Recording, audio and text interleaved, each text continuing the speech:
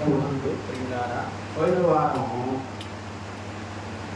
నేను ఒక మాట చెప్పాను. ఏంటి అంటే, మరి ఈ ఆదివారాన్ని ఏమన్నారు? పెంతుకోస్తు ఆదివారము అన్నారు. ఈ ఆదివారంతో పండుగల కాలము ముగిసిపోతుంది. క్రైస్తవ సంఘ సంవత్సరములో అర్ధ సంవత్సరమేమో పండుగలు కలిగిన కాలం, మరి ఒక అర్ధ సంవత్సరమేమో పండుగలు లేని కాలం. ఇప్పటి వరకు మనము పండుగలు కలిగిన కాలంలో ఉన్నాం. ఆ పండుగలు కలిగిన కాలము ఈ ఆదివారంతో ఏమైపోయింది? ముగిసిపోయింది. రానున్న 6 మాసాలు కూడా క్రిస్మస్ కాలము వరకు పండుగలు లేని కాలముగా ఎంచబడుతూ ఉంది. మరి ఈ ఆదివారము పెంతెకోస్తు ఆదివారము లేక పెంతెకోస్తు పండుగ. పెంతెకోస్తు అన్న మాటకు అర్థం ఏంటంటే 50వ దినము అని అర్థం. పెంతెకోస్తు అనే మాటకు అర్థము 50వ దినము అని అర్థం. మరి యూదులకు ప్రాముఖ్యమైన పండుగలు కొన్ని ఉన్నాయి. ఆ పండుగలు మనము ద్వితీయోపదేశ కాండములో 3 పండుగలు అక్కడ మనకు కనబడతాయి.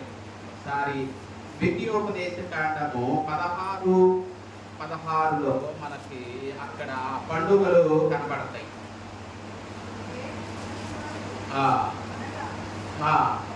ఏటికి 3 మారులు అనగా వంగని రొట్టెల పండుగ అని అక్కడ కనపడుతుంది. అంటే దానిని ఏమన్నారు? వంగని రొట్టెల పండుగ అన్న పస్కా పండుగ అన్న ఒకటే. ఎందుకంటే ఆ పస్కా పండుగలోనే వంగని రొట్టెలను వారు వారం రోజులు ఏం చేస్తారు? తింటారు. కాబట్టి పస్కా పండుగ అన్న వంగని రొట్టెల పండుగ అన్న ఒకటే. ఆ తరువాత ఏ పండుగ కనపడుద్ది? వారముల పండుగ కనపడుద్ది. ఈ వారముల పండుగనే ఏమన్నాము? పెంతెకోస్తు పండుగ అన్నాము. ఆ తరువాత 3వ పండుగ పర్ణశాలల పండుగ. అది యూదులకు 3 పండుగలు, ప్రధానమైన పండుగలు.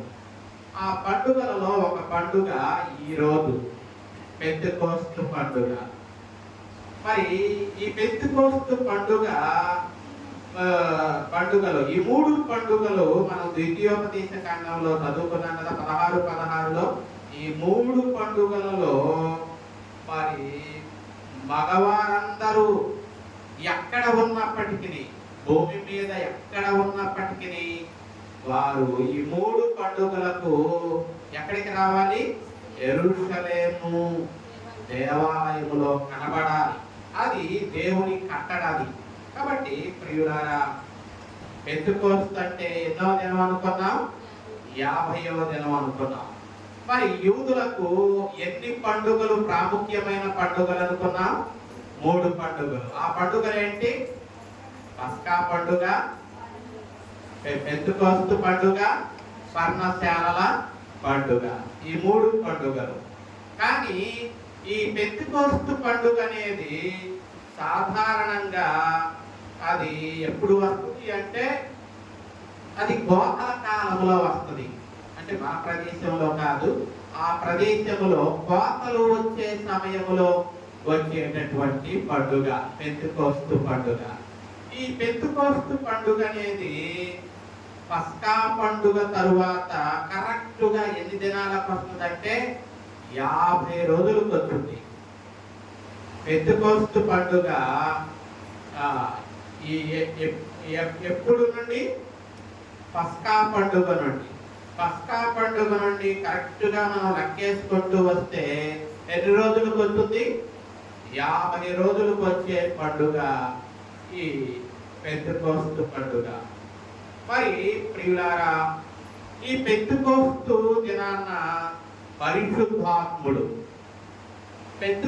దినాన్న పరిశుద్ధాత్ముడు ప్రజల మధ్యకు వచ్చి ఆ ప్రజలలో ఏం కలుగజేశాడు? పశ్చాత్తాపము. విశ్వాసము కలిగించి వారిని ఎక్కడకు నడిపించాడు? క్రీస్తు దగ్గరకు నడిపించటం ద్వారా గొప్ప బోధ ప్రారంభమైంది. మరి ఇందాక చెప్పుకున్నాం కదా, ఈ పండుగ సాధారణంగా ఏ కాలంలో వస్తుంది అనుకున్నాం? కోతల కాలంలో వస్తుంది అనుకున్నాం. మరి ఇప్పుడు కూడా పరిశుద్ధాత్ముడు ప్రజల మధ్యకు వచ్చి వారిలో పశ్చాత్తాపాన్ని, విశ్వాసాన్ని కలిగించి వారిని ఎక్కడికి నడిపించాడు? క్రీస్తు దగ్గరకు నడిపించటం ద్వారా గొప్ప ఆత్మల కోత అనేది ప్రారంభమైంది. కాబట్టి ప్రియులారా, మరి దేవుని ఆత్మ కొరకు శిష్యులు ఏం చేస్తున్నారు? ఎదురు చూస్తున్నారు. మనం లూకాసు వార్తలో 24వ అధ్యాయంలో యేసు ప్రభువారు పోయిన వారం ఆరోహణమై వెళుతూ ఏమన్నాడు? లూకాసు వార్త 24వ అధ్యాయం చివరి మాటలు అవి కదా. అదిగో 49వ వచనంలో, ఇదిగో నా తండ్రి వాగ్దానము చేసినది మీ మీదికి పంపుతున్నాను, మీరు ఏమవుతారు? మీరు పై నుండి శక్తి పొందేంత వరకు పట్టణములో ఏం చేయండి? నిలిచి ఉండండి అని ప్రభు చెప్పాడు. కాబట్టి వారు 52వ వచనంలో వారు మహా ఆనందముతో తిరిగి అక్కడికి వెళ్ళారు, యెరూషలేమునకు వెళ్ళి ఏం చేస్తున్నారు? ఎడతెగక దేవాలయములో ఉండి దేవునికి ఏం చేస్తున్నారు? వారు స్తోత్రము చేయుచుండిరి అన్న మాటలు మనం చదువుతాం. అంటే ఇదిగో పై నుండి శక్తి పొందేంత వరకు మీరు ఎక్కడి నుండి వెళ్ళొద్దు అన్నాడు? యెరూషలేములో నుండి వెళ్ళొద్దు అన్నాడు. అదే విషయాన్ని అపోస్తలుల కార్యాలలో 1వ అధ్యాయంలో 4వ వచనంలో కూడా మనం చూస్తాం. మీరు యెరూషలేములో నుండి వెళ్ళక నా వలన వినిన తండ్రి యొక్క వాగ్దానము కొరకు ఏం చేయండి? కనిపెట్టండి. యోహాను నీళ్లతో మీకు ఏమిచ్చాడు? బాప్తిస్మం ఇచ్చాడు. కానీ కొద్ది దినాలలో మీరు దేనిలో బాప్తిస్మం పొందబోతున్నారు? పరిశుద్ధాత్మలో బాప్తిస్మము పొందబోతున్నారు అని చెప్పి దేవుడు చెప్పాడు. కాబట్టి ఇప్పుడు వాళ్ళు యెరూషలేములో దేవాలయములో ఎడతెగక ప్రార్థన చేస్తున్నారు. ఎంతమంది ప్రార్థన చేస్తున్నారంటే అది కూడా అపోస్తలుల కార్యాలలోనే మనకు కనపడుతుంది. 14వ వచనంలో వీరందరూ, వీరితో కూడా కొందరు స్త్రీలు, యేసు తల్లి అయిన మరియా, ఆయన సహోదరులు. ఆయన సహోదరులు అంటే యేసు ప్రభు యొక్క సహోదరుడు. యేసయ్య సహోదరులు ఉన్నారు, యోదా, సీమోను, మరి కొంతమంది సహోదరులు ఉన్నారు. వారు అంతకుముందు యేసు ప్రభువునందు విశ్వాసం ఉంచలేదు. ఆ విషయాన్ని మనం యోహాను సువార్తలోనే చూస్తాం. యోహాను సువార్తలోనే వారు యేసు క్రీస్తునందు ఏం చేయలేదట? విశ్వాసం ఉంచలేదు అన్న విషయాన్ని మరి యోహాను సువార్తలోనే మరి మనం చూస్తాం. యేసు ప్రభు యొక్క ఆయన 7వ అధ్యాయం, యోహాను సువార్త 7వ అధ్యాయములో 5వ వచనంలో, ఆయన సహోదరులైనను ఆయన యందు ఏముంచలేదు? విశ్వాసం ఉంచలేదు. ఇప్పుడు మరి యేసు ప్రభు వారు మరణించి ఆయన తిరిగి లేచి 40 దినాలు వారితో ఉండి వారికి లేఖనములను తెలియజేసిన తరువాత ఆయన సహోదరులు కూడా ఆయన యందు ఏముంచారు? విశ్వాసం ఉంచారు. కాబట్టి వారు ఇక్కడ 120 మంది 15వ వచనంలో ఇంచుమించు అపోస్తలుల కార్యాలు 1:15లో ఎంతమంది అక్కడ? ఇంచుమించు 120 మంది సహోదరులు కూడి ఉండగా ఆ సహోదరులలో స్త్రీలు ఉన్నారు, మరియా ఉంది, యేసు ప్రభు శిష్యులు ఉన్నారు, ఆయనను వెంబడించి ఆయన యందు విశ్వాసం ఉంచినటువంటి వారు, ఆయన సహోదరులు కూడా ఆ 120 మందిలో ఉన్నారు. కాబట్టి ప్రియులారా, వీరందరూ దాదాపు 120 మంది యెరూషలేములో దేవాలయములో ఎడతెగక వారు ప్రార్థన చేస్తూ పైనుండి శక్తి కొరకు వారు కనిపెట్టి ప్రార్థన చేస్తున్నారు. కాబట్టి ప్రియులారా, మరి ఇక్కడ మనం చూస్తే దేవుని ఆత్మ కొరకు ఎదురు చూస్తున్న శిష్యులు పరిశుద్ధాత్మ పెంతెకోస్తు దినమున, అంటే ఈ దినమున ఏం చేశాడు? ఆ పెంతెకోస్తు దినమున వారు ఆ 120 మంది ఏం చేయబడ్డారు? పరిశుద్ధాత్మ చేత నింపబడినటువంటి సంఘటన ఈ దినం జరిగింది. 120 మంది దేవుని వాగ్దానము కొరకు వారు కనిపెట్టి ప్రార్థన చేస్తూ ఎదురు చూస్తూ ఉన్నప్పుడు పెంతెకోస్తు దినమున, అంటే 50వ దినమున వారు ఏ శక్తి కొరకైతే ఎదురు చూస్తున్నారో ఆ పరిశుద్ధాత్మ శక్తితో వారు ఏమయ్యారు? నింపబడ్డారు. కాబట్టి మరి ఈ దినము నుండి మనుషుల మధ్య దేవుని పని ప్రారంభమైంది. ఈ పెంతెకోస్తు దినము నుండి మనుషుల మధ్య ఎవరి పని ప్రారంభమైంది? దేవుని పని ప్రారంభమైంది. కాబట్టి ఈ కాలాన్ని ఏమన్నాము అంటే కృపాకాలము లేక పరిశుద్ధాత్మ కాలము అన్నాము. ఇప్పుడు మనతో ఎవరున్నారు? పరిశుద్ధాత్ముడు ఉన్నాడు. అందుకని యేసు ప్రభు అన్నాడు, ఆయన ఆరోహణమై వెళ్ళే దినాలు దగ్గర పడినప్పుడు నేను మిమ్మలను అనాథలుగా విడువను. ఏమన్నాడు? నేను మిమ్మలను అనాథలుగా విడువను అని ఆయన చెప్పాడు. అనాథలుగా విడువను, నేను మీ కొరకు ఎవరిని పంపిస్తాను? ఆదరణకర్తను పంపిస్తాను అన్నాడు. మరి ప్రియులారా, విషయాలు మనం జాగ్రత్తగా యోహాను సువార్త చదివితే మనకు ఆ మాటలు కనబడతాయి. మిమ్మల్ని అనాథలుగా విడువను, మీ కొరకు నేను ఆదరణకర్తను పంపిస్తాను అన్నాడు.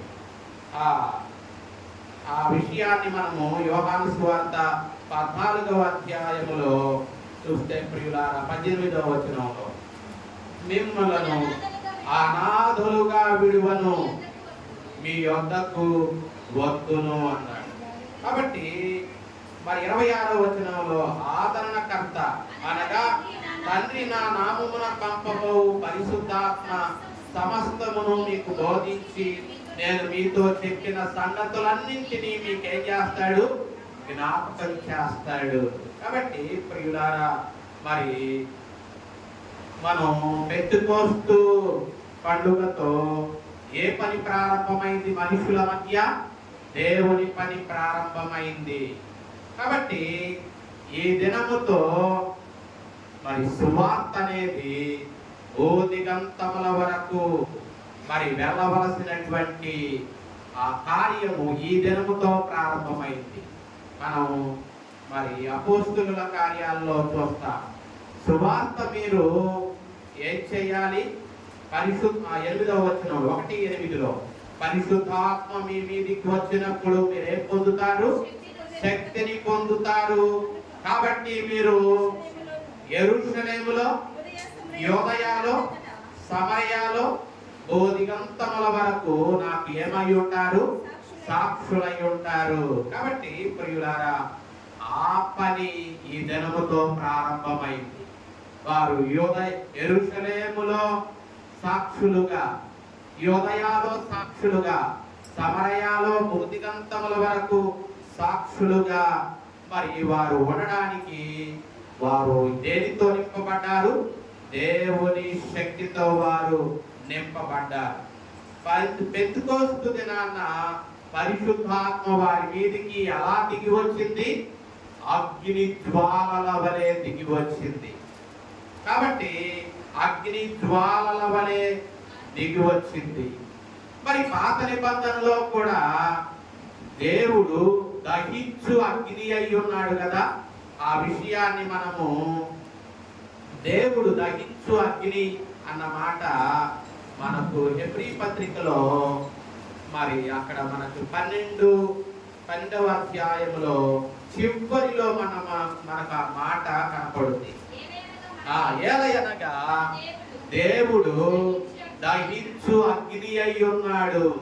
కాబట్టి ప్రియులారా, ఆ దహించు అగ్నిగా ఉన్న దేవుడు పెంతెకోస్తు దినాన అగ్ని జ్వాలలుగా ఆయన శిష్యుల మధ్యకు దిగి వచ్చాడు. మరి పాత నిబంధనలో కూడా మనము నిర్గమాకాండము 19వ అధ్యాయం చదివితే అక్కడ దేవుడు ఎలా దిగి వచ్చాడో మనం చూస్తాం. సారి నిర్గమాకాండము 19వ అధ్యాయములో 16వ వచనంలో మనం చూస్తే, 3వ నాడు ఉదయమైనప్పుడు ఆ పర్వతం మీద ఏమైని ఉరుములు, మెరుపులు, సాంద్ర మేఘము, ఘోర యొక్క మహాధ్వని కలుగగా పాలెములోని ప్రజలందరూ ఏమయ్యారు? వణికిరి. దేవుని ఎదుర్కొనుటకు మోషే పాలెము నుండి ప్రజలను అవతలికి రప్పింపగా వారు పర్వతము దిగువన నిలిచిరి. మరి అప్పుడు యెహోవా అగ్నితో సీనాయి పర్వతం మీదికి ఏమయ్యారు? దిగి వచ్చినందున అదంతయు ధూమమయమయ్యుండెను. చూసారా? మరి అక్కడ కూడా పాత నిబంధనలో మరి దేవుడు తన ప్రజల మధ్యకు ఎలా దిగి వచ్చాడు? ఆయన అగ్ని వలె దిగి వచ్చాడు. అలాగే పెంతెకోస్తు పండుగ నాడు పరిశుద్ధాత్ముడు కూడా ఆ 120 మంది మీదికి ఎలా దిగి వచ్చాడు? అగ్ని వలె ఆయన దిగి వచ్చాడు. కాబట్టి ప్రియులారా, ఎందుకంటే దేవుడు ప్రేమ గలవాడే. కానీ ఇంకొక వైపు చూస్తే ఆయన దహించు అగ్ని. అందుకనే మనము మరి నిర్గమాకాండములో 3వ అధ్యాయములో మోషే గొర్రెలను నేర్చుకుంటూ ఉన్నప్పుడు ఒక దర్శనాన్ని మోషే చూశాడు. అక్కడ ఒక పొద ఏమవుతూ ఉంది? మండుతూ ఉంది. అక్కడ ఒక పొద మండుతూ ఉంది. కానీ ఆ పొద మాత్రం కాలిపోలేదు.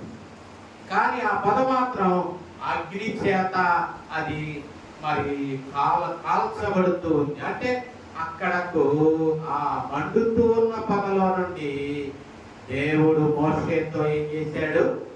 మాట్లాడాడు. అగ్నిగా అక్కడ దేవుడు దిగి వచ్చాడు. అలాగే నిర్గమాకాండంలో మనం చూసాం కదా, 19వ అధ్యాయంలో ఆయన ఉరుములు మెరుపులతో సీనాయి కొండ మీదకి అగ్ని మధ్య ఆయన దిగి వచ్చాడు. అలాగే ఇక్కడ పెంతెకోస్తు పండుగ దినము కూడా మరి పరిశుద్ధాత్ముడు 120 మంది మధ్యకు ఎలా దిగి వచ్చాడు? అగ్ని జ్వాలల వలె ఆయన దిగి వచ్చాడు. అగ్ని అనేది దేవుని సన్నిధికి సూచన అని యూదులు నమ్మారు. దేవుడు ఎక్కడ చూసినా పాత నిబంధనలో ఆయన అగ్నిలాగా దిగి వచ్చాడు. అంటే కాబట్టి యూదులు ఏమని నమ్మారంటే అగ్ని అనేది దేవుని యొక్క సన్నిధికి సూచనగా ఉంది అని యూదులు నమ్మారు. అలాగే గాలి, మనం పెంతెకోస్తు దినాన ఆ 120 మంది వారు పరిశుద్ధాత్మ కొరకు, పైనుండి శక్తి కొరకు వారు కనిపెట్టి ప్రార్థన చేస్తున్నప్పుడు ఎలా పరిశుద్ధాత్ముడు వచ్చాడు, ఎలా వచ్చాడో మనము అపోస్తుల కార్యాలు ఇందాక 2వ అధ్యాయములో 1వ వచనంలో మనం చదువుకున్నాం కదా. పెంతెకోస్తు దినమున పెంతెకోస్తు దినము వచ్చినప్పుడు అందరూ ఒక చోట, అప్పుడు వేగముగా వీచు బలమైన గాలి వంటి ఒక ధ్వని ఆకాశము నుండి ఏమైంది? కాబట్టి గాలి వంటి ధ్వని.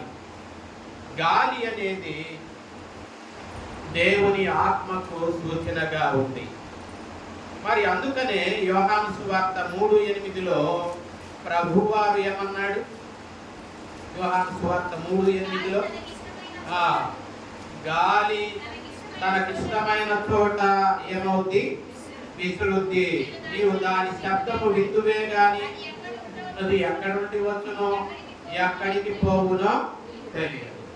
అంటే అగ్ని ఏమో దేవుని సన్నిధికి సూచనగా ఉంటే, గాలి అనేది దేవుని ఆత్మకు సూచనగా ఉంది. పరిశుద్ధాత్మ మరి గాలి వంటి ధ్వనితో రావడం మనం పెంతెకోస్తు దినాన చూస్తాం వాక్యములో. అలాగే దేవుని ఆత్మ అగ్ని జ్వాలల వంటి నాలుకలుగా విభాగింపబడి వారిలో ఒక్కొక్కరి మీద వ్రాలగా వారు పరిశుద్ధాత్మతో నింపబడి వారు ఏం చేశారు? పరిశుద్ధాత్మతో నింపబడిన తరువాత వాక్శక్తి వారికి అనుగ్రహించిన కొలది వారు అన్య భాషలతో ఏం చేశారట? మాట్లాడి. కాబట్టి ప్రియులారా, ఆ రీతిగా దేవుని ఆత్మతో వారు నింపబడినప్పుడు వారు దేవుని యొక్క గొప్ప కార్యాలను ఆయా భాషలలో వివరించడం ప్రారంభించారు.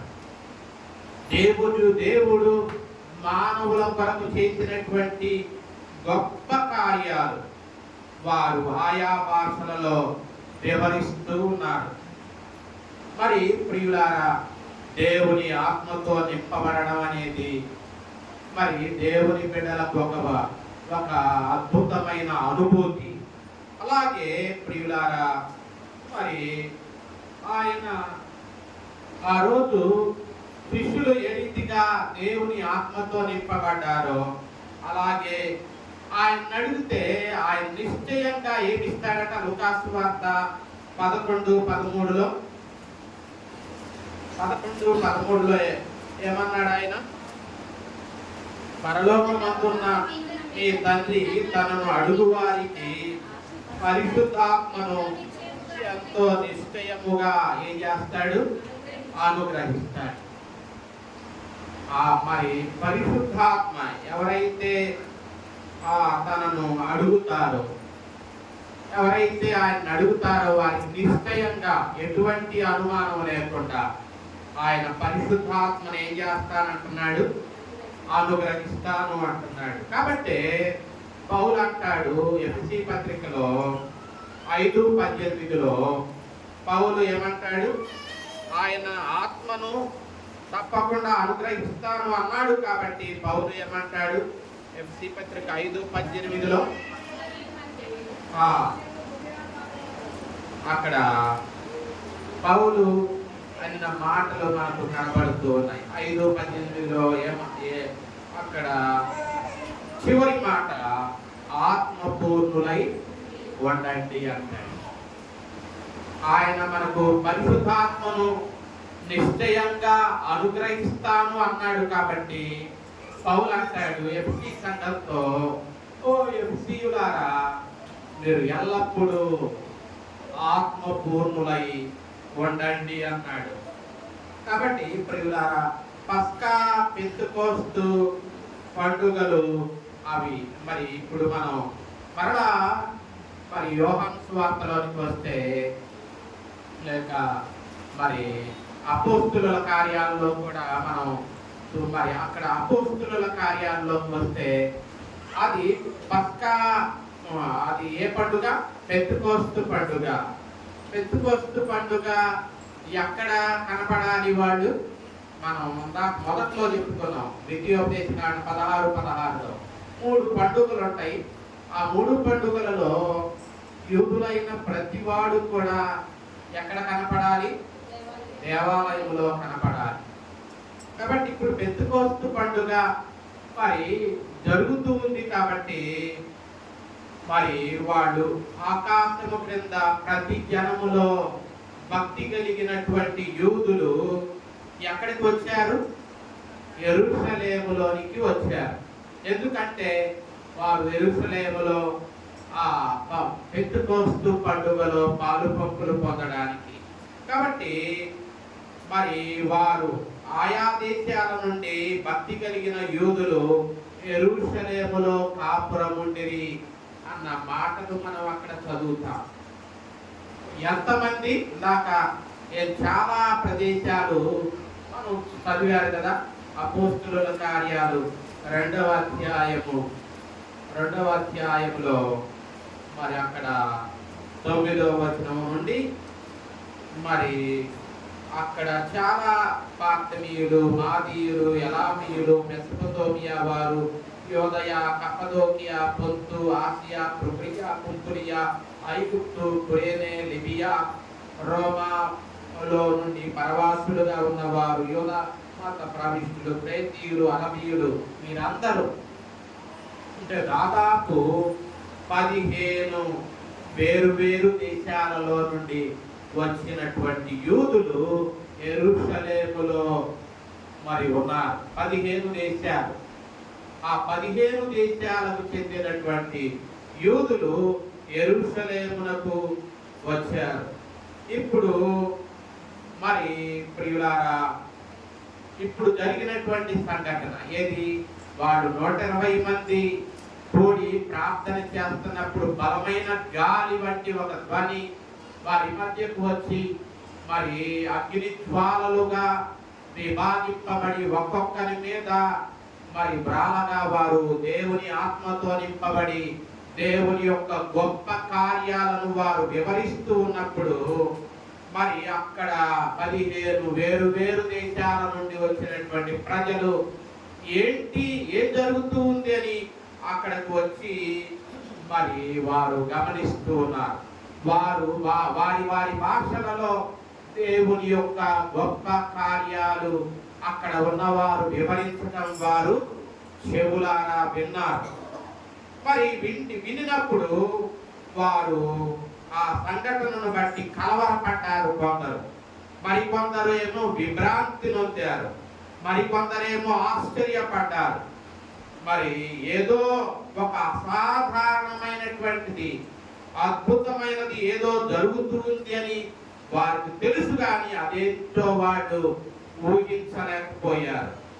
మరికొందరైతే ఏమంటున్నారు? వీరు మద్యముతో మత్తులై ఉన్నారు అని అపహాస్యం చేస్తున్నారు. వీరు ఏదో మద్యం తాగి మరి ఇలా మాట్లాడుతున్నారు అని చెప్పి మరికొందరు ఏం చేశారు? అపహాస్యం చేశారు. మరి కానీ పేతురు వారి మధ్య ధైర్యంగా నిలబడి మరి వాళ్ళు ఆ పేతురు ధైర్యంగా నిలబడి ఏమంటున్నాడు? యోదయ మనుష్యులారా, యెరూషలేములో కాపురమున్న సమస్త జనులారా, ఇది మీకు తెలియనుగాక. చెవియొగ్గిన మాటలు వినండి. మీరు అనుకుంటూ ఉన్నట్టుగా మేము మత్తులము కాదు. మరి ఏం జరుగుతుందంటే, యోవేలు పాత నిబంధనలో యోవేలు ప్రవక్త ద్వారా చెప్పబడినటువంటి సంగతి మరి ఈ దినము ఏమైంది? నెరవేరింది. ఏంటి అది? అంత్య దినములందు నేను మనుషులందరి మీద నా ఆత్మను కుమ్మరిస్తాను అని యోవేలు చెప్పాడు కదా. ఆ యోవేలు ప్రవచించినటువంటి ప్రవచనము ఈ దినము నెరవేరడం మీరు చూస్తూ ఉన్నారు అని చెప్పి మరి ధైర్యంగా పేతురు వారి మధ్య నిలబడి తెలియజేస్తున్నాడు. కాబట్టి ప్రియులారా, మరి అక్కడ వాళ్ళు దేవుని యొక్క గొప్ప కార్యాలు వివరించటం అక్కడ ఉన్నటువంటి ప్రజలందరూ విన్నారు.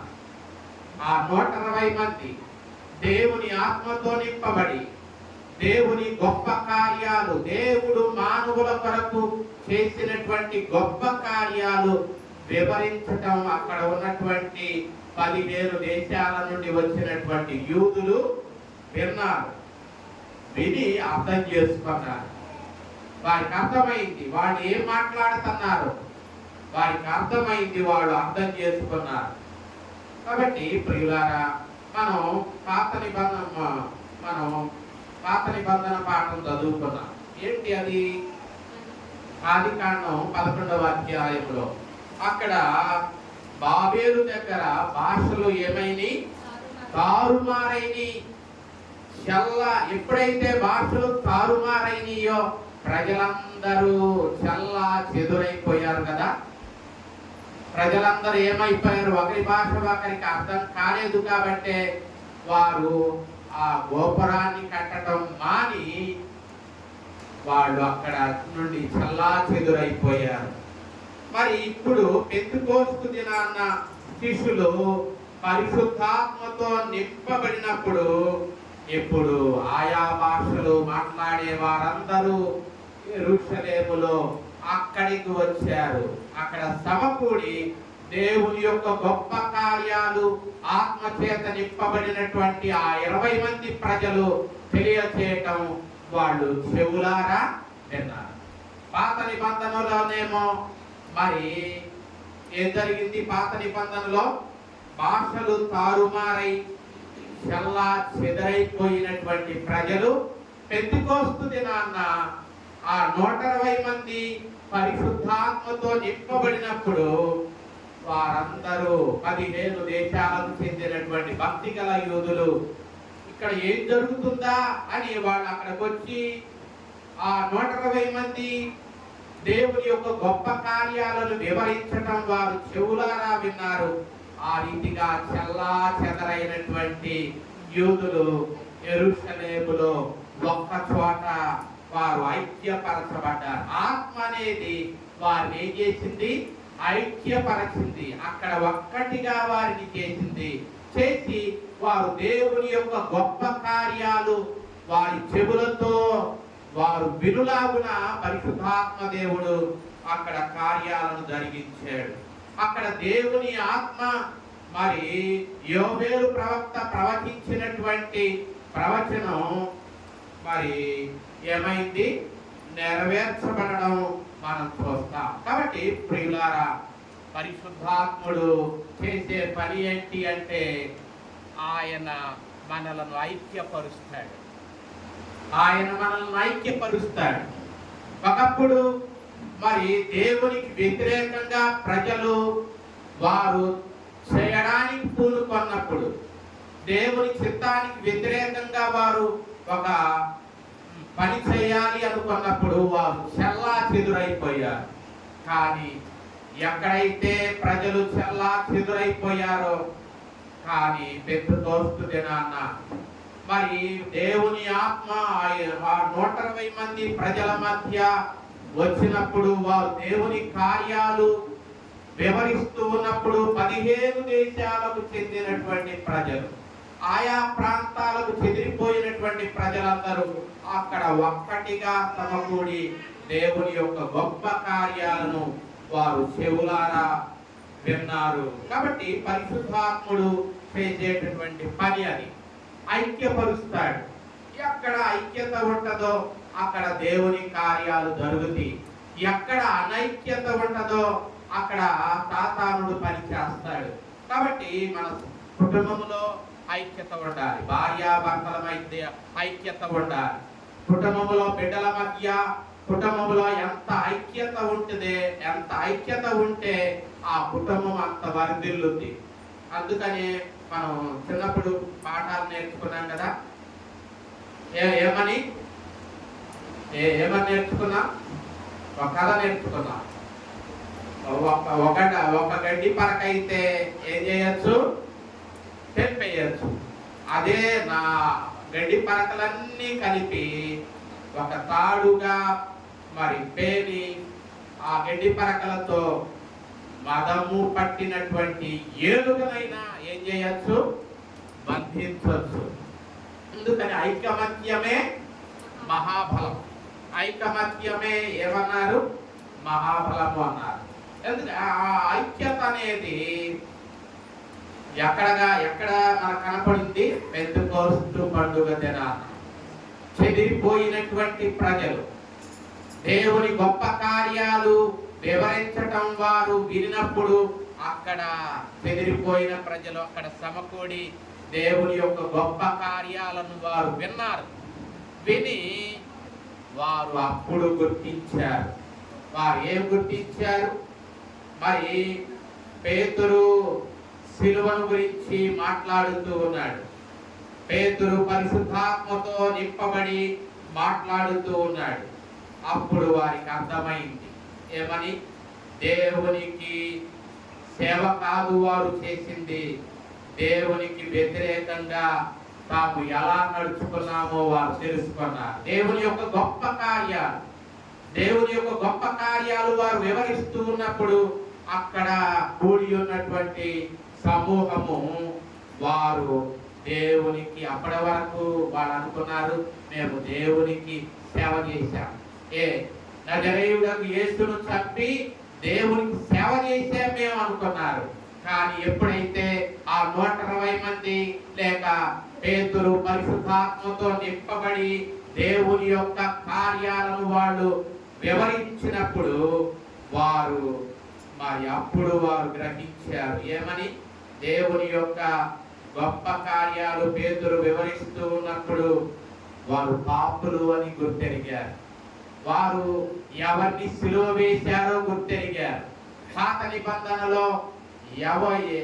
నిబంధనలో మరుగై ఉన్న క్రీస్తు ఏ రీతిగా ఆయన శరీరధారిగా వచ్చి వారి మధ్య అద్భుతాలు చేసి వారికి మరి దివ్యమైన సంగతులను తెలియచేశారో, ఆయనను ఆ జీవాధిపతిని సిలువ వేసి చంపాము అని అప్పుడు వారు గ్రహించారు. వారు దేవునికి వ్యతిరేకంగా పాపము చేశాము అని గ్రహించారు. తాము పాపులము అని గుర్తెరిగారు. కాబట్టి ప్రియులారా, పరిశుద్ధాత్ముడు చేసే పని ఏంటంటే అపోస్తులుల కార్యాలలో యోహాను సువార్తలో మరి అక్కడ పరిశుద్ధాత్ముడు చేసే పని ఏంటంటే 16వ అధ్యాయంలో యోహాను సువార్త 16వ అధ్యాయంలో 8వ వచనంలో ఆయన వచ్చి పాపమును గూర్చియు నీతిని గూర్చియు తీర్పును గూర్చియు ఏం చేస్తాడు? ఒప్పుకొన చేస్తాడు. కాబట్టి పరిశుద్ధాత్ముడు చేసే పని అది. పాపాన్ని ఒప్పింపజేస్తాడు. వారు అప్పటి వరకు వారి దేవునికి విరోధంగా పాపము చేశామనుకోవాలి, మేము మంచి పని చేశామే అనుకున్నారు. యేసును సిలువకు అప్పగించి మేము మంచి పని చేశామనుకున్నారు. కానీ పేతురు చెప్పినప్పుడు, పేతురు అపోస్తులుల కార్యాలు 2వ అధ్యాయంలో పరిశుద్ధాత్మతో నింపబడి పేతురు వారి మధ్య నిలిచి బిగ్గరగా మాట్లాడుతూ ఉన్నప్పుడు ఆ 2వ అధ్యాయంలో ఎలాగూ మరి ఆ లేఖనాలు యేసుక్రీస్తులో నెరవేరినయో వారితో తెలియజేసినప్పుడు 36వ వచనంలో మీరు ఎవరైతే సిలువ వేయి అన్నారు. మీరు ఎవరైతే ఈయన నరహంతకుడు, ఈయన దేవదూషణ చేస్తున్నాడు, ఈయన దేవుని యొద్ద నుండి వచ్చిన వాడు కాదు, ఇతడు పాపి అని మీరు ఎవరిని సిలువ వేశారో, మీరు సిలువ వేసిన ఈ యేసునే దేవుడు ఏం చేశాడు? ప్రభువుగాను క్రీస్తుగాను నియమించను. ఈ విషయాన్ని ఇశ్రాయేలు వంశమంతా రూఢిగా తెలుసుకోవాలి. కాబట్టి మరి పేతురు పరిశుద్ధాత్మతో నింపబడి యేసుక్రీస్తు ఎవరో, పాత నిబంధనలో ఆయన గురించి చెప్పబడిన మాటలు ఏదో అవి చెప్పి మరి మీరు ఏం చేశారు? జీవాధిపతిని మరి మీరు సిలువ వేశారు. కానీ క్రీస్తు పాతాళములో ఏం చేయబడలేదు?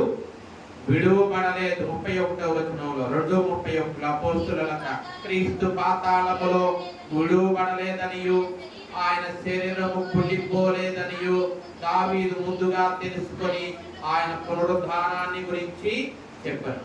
ఈ యేసును దేవుడు ఏం చేశాడు? ఎవరి గురించి అయితే దావీదు తెలియచేశాడో, ఆ దావీదు తెలియచేసినటువంటి ఆ పరిశుద్ధుడు నీ పరిశుద్ధుని కుళ్ళు పట్టనీయవు అని అన్నాడు కదా.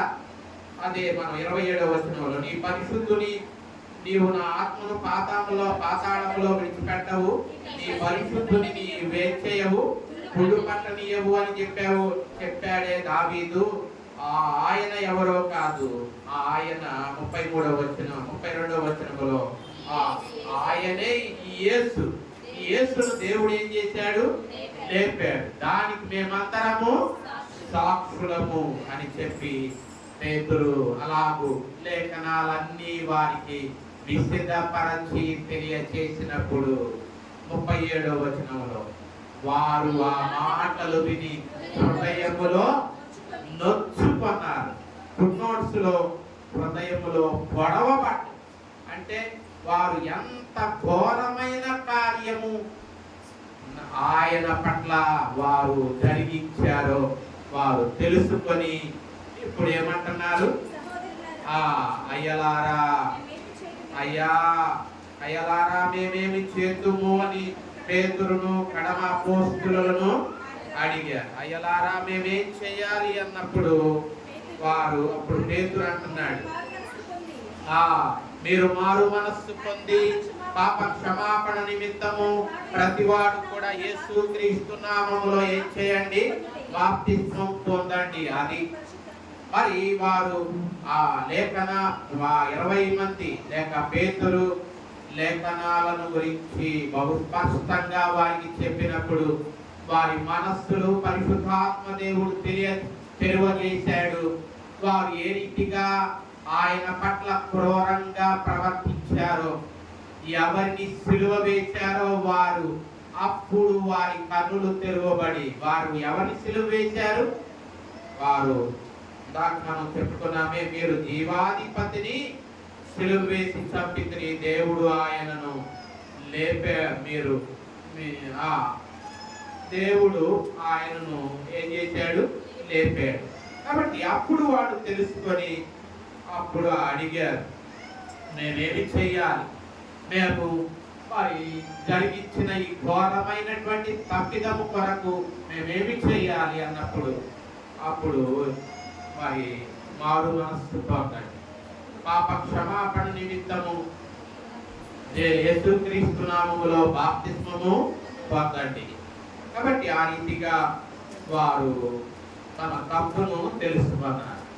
మరి ఆ పాపం వారు చేసింది పాపము అని వారు ఎలా తెలుసుకోగలిగారంటే పరిశుద్ధాత్మ వారి మధ్యలో కార్యం చేశాడు. ఇందాక యోహాను సువార్త 16:18లో అనుకున్నామే, పరిశుద్ధాత్ముడు చేసే పని పాపాన్ని ఒప్పింపజేస్తాడు. నిజమే, వారు తాము పాపము చేశాము అని వారు తెలుసుకున్నారు. కాబట్టి అయ్యలారా మేమేమి చేయాలి అని అడిగారు. అలాగే దావీదు కూడా ఇందాక 51వ కీర్తన మనం సగభాగం చదువుకున్నాం. అక్కడ కూడా దావీదు నాతాను ప్రవక్త వచ్చి, ఇదిగో నీవు దేవుని దృష్టికి విరోధంగా ఏం చేశావు? పాపం చేశావు అని నాతాను ప్రవక్త వచ్చి హెచ్చరించినప్పుడు మరి దావీదు విరిగి నలిగిన మనస్సుతో మరి ఏం చేశాడు? తన పాపమును దేవుని ఎదుట ఒప్పుకున్నాడు. కాబట్టి అటువంటి విరిగి నలిగిన మనస్సే దేవునికి ఇష్టమైంది. కాబట్టి విరిగి నలిగిన మనస్సును దేవుడు ఏం చేయాలా? అలక్ష్యం చేయలేదు. దావీదు యొక్క పాపమును దేవుడు ఏం చేశాడు? పరిహరించాడు. కాబట్టి అక్కడ దావీదు అంటున్నాడు ఏమని? విరిగి నలిగిన మనస్సే దేవునికి ఇష్టమైనటువంటి బలి అంటున్నాడు. నీవు బలిని కోరేవాడవు కావు, కోరినట్లయితే నేను అర్పించేవాడిని అన్నాడు 16వ వచనంలో. 51:16 ఏమన్నాడు? నీవు బలిని కోరువాడవు కాదు, కోరిన ఎడల మరి అప్పుడు తెలుసుకున్నాడు దావీదు మరి దేవుడు ఏ బలిని కోరుతాడు. దహన బలి ఆయనకు ఇష్టమైంది కాదు అని, పెరిగిన మనస్సే దేవునికి ఇష్టమైన బలి అని, పెరిగి నలిగిన హృదయమును దేవుడు ఎంత మాత్రము అలక్ష్యము చేయడు అని తెలుసుకున్నాడు. కాబట్టి ప్రియులారా, మరి ఇక్కడ కూడా యూదులు ఆ మనస్సు అయ్యలారా నేనేం చేయాలి, విరిగి నలిగిన మనస్సుతో పేతురును కడమ అపోస్తలులను వేడుకున్నారు. వాళ్ళు కూడా విరిగి నలిగిన మనస్సుతో మేమేం చేయాలి, మేము జరిగించిన ఈ ఘోరమైనటువంటి దుష్కార్యము కొరకు మేమేమి చేయాలి అని వాళ్ళు అడిగినప్పుడు, మీరు ప్రభువై మారు మనస్సు పొంది యేసుక్రీస్తు నామములో బాప్తిస్మము పొందండి. కాబట్టి ఆ రీతిగా వారు బాప్తిస్మం పొంది ఏం పొందుకున్నారు, పాప క్షమాపణ పొందుకున్నారు. కాబట్టి పరిశుద్ధాత్ముడు చేసే పని అది, పాపాన్ని ఒప్పింపజేస్తాడు. సౌలు కూడా ప్రియులారా ఒకప్పుడు తాను మరి ఆ మార్గంలో ఉన్నటువంటి ప్రజలందరినీ ఏం చేశాడు, చెరసాలలో వేయించాడు, కొరడాలతో కొట్టించాడు, చంపించాడు, హింసించాడు. మరి అనుకున్నాడు, నేను దేవునికి సేవ చేస్తున్నాను అనుకున్నాడు, నేను ఈ పని చేస్తున్నాను, దేవునికి ప్రీతికరమైన పని చేస్తున్నాను అనుకున్నాడు. కానీ ఎప్పుడైతే దమస్కు మార్గము గుండా దమస్కు పట్టణానికి వెళుతూ అక్కడ దేవుని చేత పట్టబడ్డాడు, అక్కడ అతని కన్నులు ఏమైనా తెరవబడ్డాయి. అప్పుడు అతడు కూడా ఏం చేశాడు, తాను చేస్తూ ఉన్నది దేవునికి ప్రీతికరమైన పని కాదు, దేవునికి విరోధంగా నేను నడుచుకుంటున్నా. అందుకనే నీవు మునికోల కర్రకు ఏం చేస్తున్నావు, ఎదురు తంతున్నావు అన్నాడు. అపోస్తలుల కార్యాలు 26వ అధ్యాయం 14వ వచనంలో, సౌలా సౌలా నన్నెందుకు హింసించుచున్నావు, ఆ మునికోలకు ఎదురు తన్నుట నీకు కష్టమని హెబ్రీ భాషలో ఒక స్వరము నీతో పలుకుట వింటిని. నాతో పలుకుట. మునికోల మనకు తెలుసు కదా, పల్లెటూరులో ఒక కర్రకి మేపు పెడతారు. ఆ మేపు ఇప్పుడు ఏదన్నా పశువు వెళ్ళలేదంటే ఆ కర్రకు ఆ మేపు పొడుస్తారు, అప్పుడు అది మాట విను. మరి అలాగే సౌలు కూడా క్రీస్తును ఎరుగక మునుపు ఆ కర్రకు ఎదురు దాక్కున్నాడట. అంటే తనను తానే ఏం చేసుకుంటున్నాడు, గాయపరుచుకుంటున్నాడు. కానీ మునికోల కర్రకు ఎదురు తనడం అది ప్రమాదము సుమా. నీవు దేవునితోనే వైరం పెట్టుకుంటున్నావు, నీవు దేవునికే ఏం చేస్తున్నావు, దేవునితో వైరం పెట్టుకుంటున్నావు, అది నీకు తగదు అని చెప్పి సౌలు దేవుడు దర్శించినప్పుడు అతడు పరివర్తన చెందాడు, పౌలుగా మారాడు. ఇప్పుడు తాను ఒకప్పుడు మంచిగా కనబడినటువంటి తన కార్యాలు ఇప్పుడు అతనికి ఎలా కనపడ్డాయి, అతనికి మంచిగా కనబడిన కార్యాలు ఇప్పుడు ఘోరమైనవిగా కనపడ్డాయి. వాటిని విడిచిపెట్టేశాడు.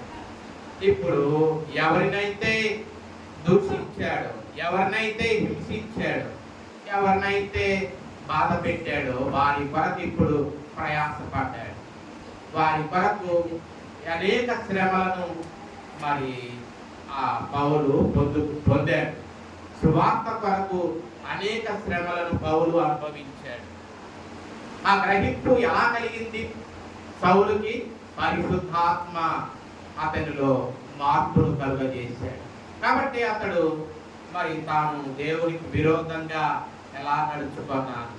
అందుకనే గలతీ పత్రికలో అంటాడు, ఒకప్పుడు నేను హానికరుడను హింసకుడను అన్నాడు కదా.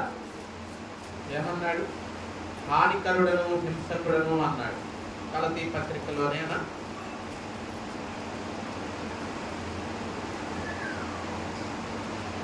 సారీ,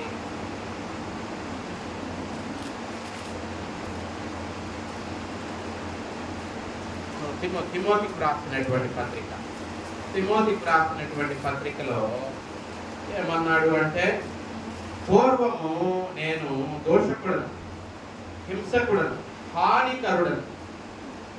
అటువంటి మరి ఎందుకు అలా అలా నడుచుకున్నాడంటే 13వ వచనం మధ్య భాగంలో రాస్తాడు, తెలియక అవిశ్వాసము వలన చేసింది.